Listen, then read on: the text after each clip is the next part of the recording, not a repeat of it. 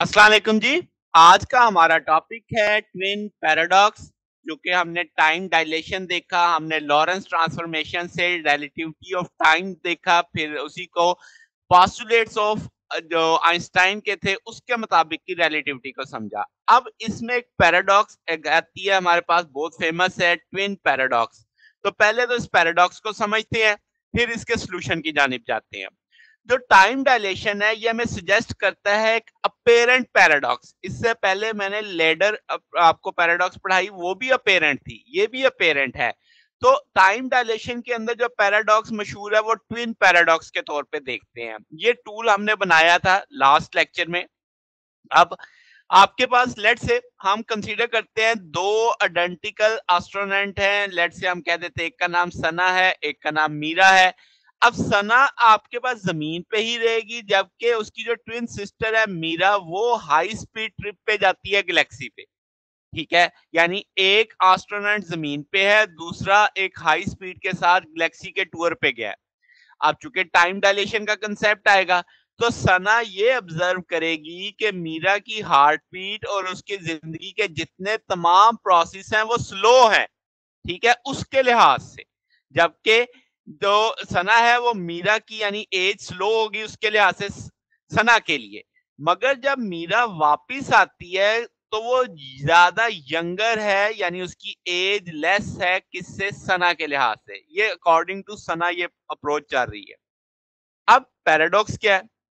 Paradox के मुताबिक तमाम इनर्शियल फ्रेम इक्विवेलेंट होंगे, मगर क्या मीरा यही बात, यही आर्गुमेंट सना के लिए नहीं कह सकती कि सना यंगर है?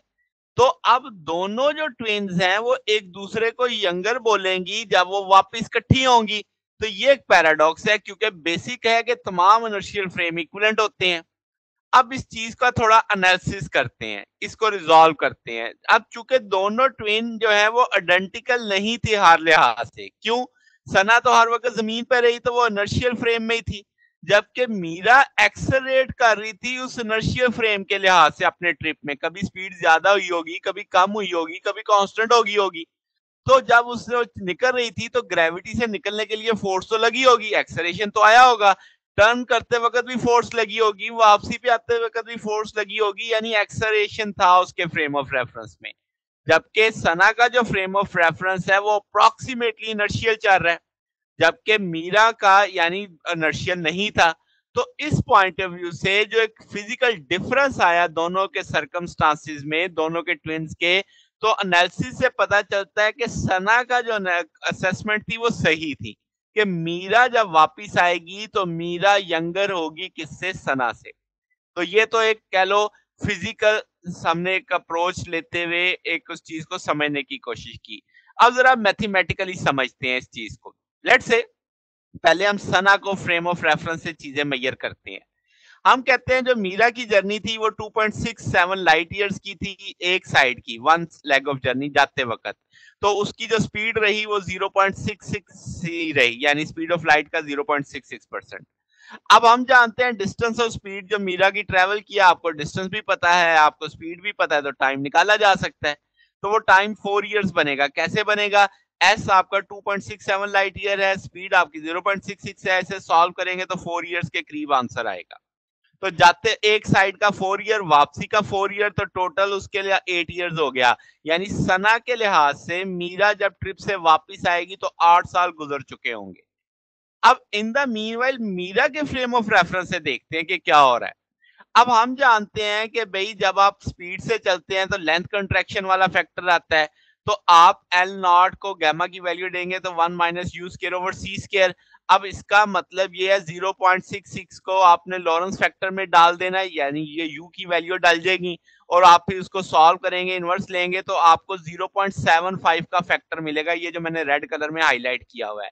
जब आप इसे 2.67 से मल्टीप्लाई करेंगे तो अब आपके पास जो डिस्टेंस बनेगा, लेंथ बनेगी, वो 2 लाइट ईयर्स बनेगी, प्रिसाइजली 2.0025 लाइट ईयर होगी।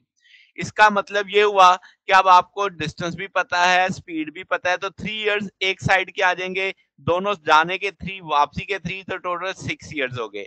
यानी मीरा के पर्सपेक्टिव से, मीरा के फ्रेम ऑफ रेफरेंस से उसे 6 साल लगे, सना के पर्सपेक्टिव से मीरा को 8 साल लगे।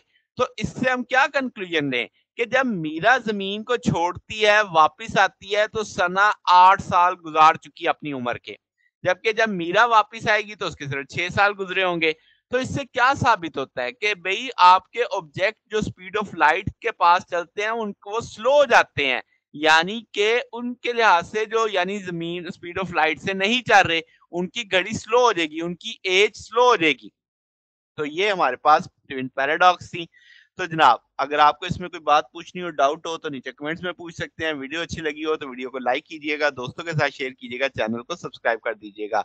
अब तक के लिए इतना ही, बाकी इंशाल्लाह फिर नेक्स्ट देखेंगे। ओके, अल्लाह हाफ़िज़।